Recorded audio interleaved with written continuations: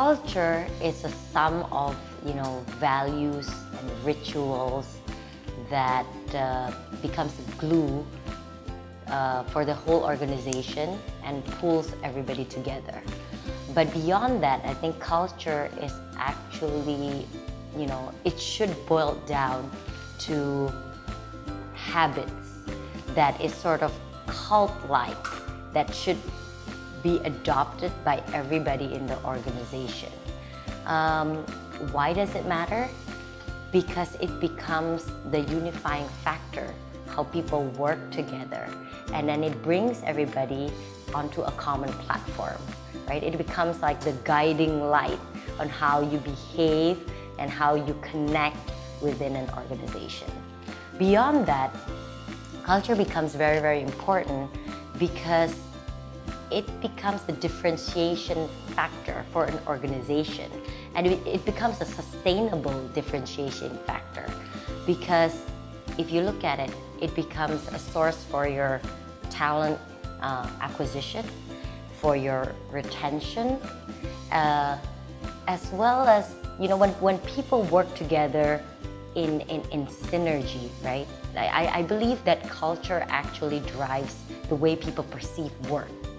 When a lot of people are sort of in the same bandwagon, it creates a momentum, and therefore you create something that's really, really great, right? So, this, I believe, it is something that nobody can copy. You can copy a company's strategy, right? But you can't copy a company's culture.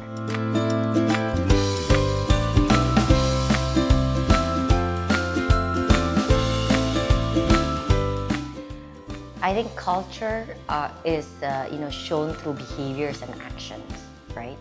And how do we make sure that it's aligned? It is shown through that.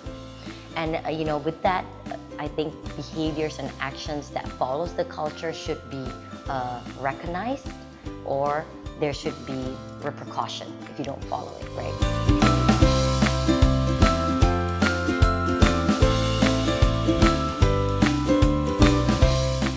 I think culture is driven by leadership.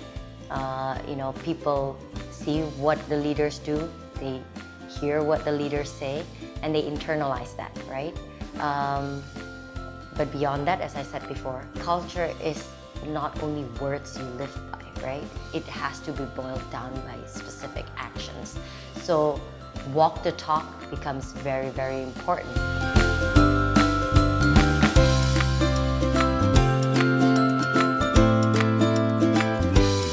If you talk about trust, I think trust goes both ways, right? Trust is developed both ways. Organization, empowers the employee through a certain degree of flexibility, and the employee has to believe that the company is actually taking care of them, right? I think number one, what's important is matching the expectation. Meaning that, for example, even when you hire somebody to join an organization, they already have to know what is the culture like, right? What is their, say, benefits and what is expected of them. And, in return, the organization expects a certain level of commitment and performance from the employee. And matching that becomes key number one. Then number two, then you come into the actual deliverables, right? If the company then fails to deliver what is promised to the employee, then the employee has a disappointment. And it's the same thing. If an employee keeps on demanding without showing any performance, then the company gets disappointed. When there is like an abuse in the trust, just like in any relationship, right? One has to actually point it out, right? When once you point it out, you clear the ground, and that's where trust is established. And I don't think that that is something that can be broken.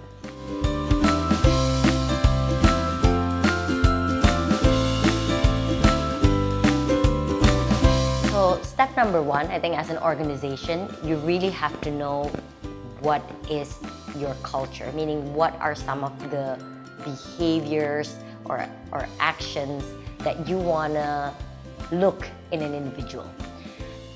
Once an organization is able to boil that down, right, then that goes into the hiring questions that you ask people. I think certain question, like for example, if we value speed, we start to ask questions to see whether this candidate, how does he work? What is his pace like? And that can be seen normally through different questions and through multiple people that's interviewing the candidate. And number 3, I think it's very important to allow the candidate to have a glimpse of life in the company, or life in GO-JEK as we call it, right? Life in GO-JEK. And because cultural fit is very important. You have to, it means that you expect that person to be able to adopt behavior or values that we think is important as an organization. And for that individual to be able to connect and mesh well with the team of people that he or she will be working with becomes very, very important. And so I think it's those 3 keys.